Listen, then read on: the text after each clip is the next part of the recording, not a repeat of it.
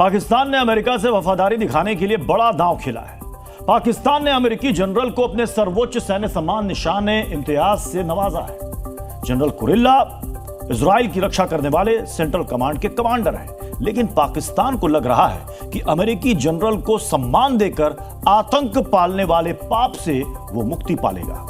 आतंकवाद से लड़ाई में अमेरिका को आखिरकार पाकिस्तान ने झांसा दे ही दिया। जिस अमेरिकी जनरल को ये लगता है कि आतंक से लड़ाई में आतंकिस्तान यानी पाकिस्तान बड़ा साझीदार है, उसे पाकिस्तान ने आंखों का तारा बना लिया है। पाकिस्तान ने यूएस सेंट्रल कमांड के कमांडर जनरल माइकल कुरिल्ला को निशाने इम्तियाज से सम्मानित किया है। राष्ट्रपति आसिफ जरदारी ने खुद जनरल कुरिल्ला की वर्दी पर वो तमगा लगाया। पाकिस्तान ने ये तमगा भले ही अमेरिकी जनरल के सीने पर लगाया है, लेकिन उसका असली मकसद भारत को चिढ़ाना है। अमेरिकी जनरल कुरिल्ला पर पाकिस्तान का प्यार यूं ही नहीं बरस रहा है, इसके पीछे पाकिस्तान की बहुत बड़ी चाल है। निशाने इम्तियाज के जरिए अमेरिका के लिए पाकिस्तान अपनी वफादारी साबित करना चाहता है। पहलगाम हमले के बाद भारत पाकिस्तान के बीच हुए सैन्य संघर्ष के बाद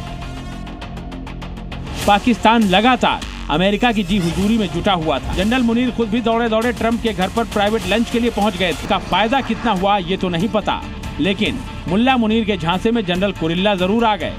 जब अमेरिकी जनरल ने पाकिस्तान से बेहतर रिश्तों की वकालत की तो जनरल मुनीर को लग गया कि सम्मान वाली खुशामद में जरा भी देर नहीं करनी चाहिए। मुनीर को ये लग रहा है कि अमेरिकी जनरल को अपने पाले में करके वो अमेरिका को भारत से दूर कर सकता है, लेकिन पाकिस्तान को ये साफ साफ पता होना चाहिए, कोई भी अमेरिकी जनरल अमेरिका की विदेश नीति को तय नहीं करता।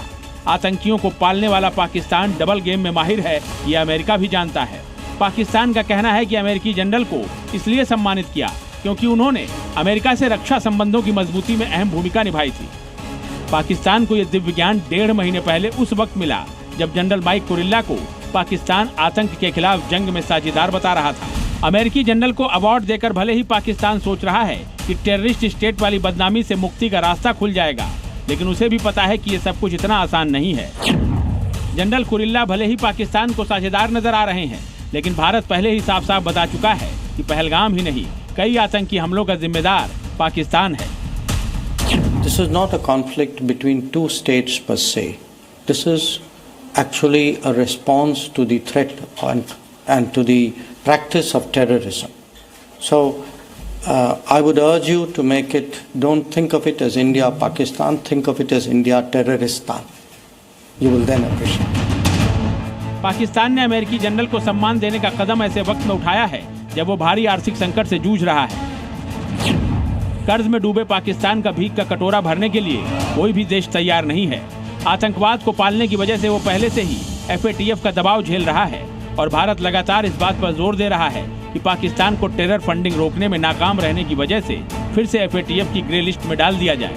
क्योंकि अमेरिका खुद FATF का संस्थापक सदस्य है, इसलिए वो उससे रिश्ते सुधार कर बदले में FATF से राहत की उम्मीद लगाए बैठा है।